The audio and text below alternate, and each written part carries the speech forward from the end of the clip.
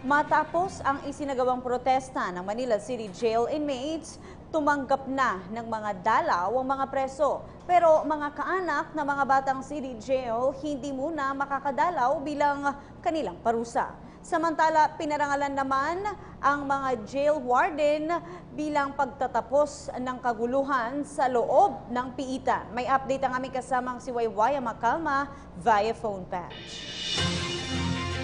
Yes, matapos ang umunay noise barrage na ginawa ng Batang City Jail kahapon sa Manila City Jail ay tinayagan ng makadalaw ang mga kaanak sa loob ng piitan. Pasado alas 10 ng umaga ay tinayagan ng makapasok ang mga ito. Ngunit ang mga kaanak naman ng miyembro ng Batang City Jail ay hindi muna papayagang dumalaw sa kanila.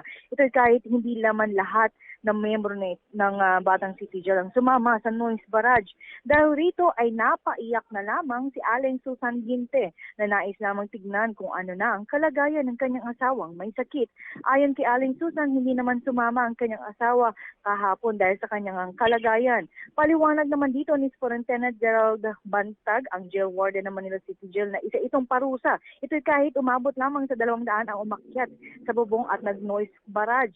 Tinatayang kasi nasa 600 ang miyembro ng Batang City Jail at tiyak na sila ay mapapatawan ng dagdag na kasong kriminal o di kaya ilipat sila sa ibang piitan o sa matapos nilang kanilang investigasyon.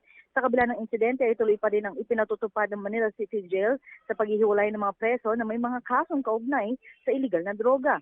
At ito'y umaabot sa higit 2,000 preso ang may kaso. At ngayon naman ay umaga ay bumisita si Jail Director Serafin Barreto upang tignan at makakuha ng dagdag na report matapos nga ang nangyaring insidente kahapon. Kanya din sisilipin ang ilan sa mga kubol sa loob ng Manila City Jail. Pero bago nito ay kanyang kinausap ang lahat ng mga jail warden para komendahan sila matapos silang matigil kaagad ang ingay na ginawa ng mga inmates. Dahil rito ay binigyan naman ni Regional Director Barreto ang lahat ng mga warden at sa 5 sugatan naman ay binigyan naman niya ng dagdag na cash benefits.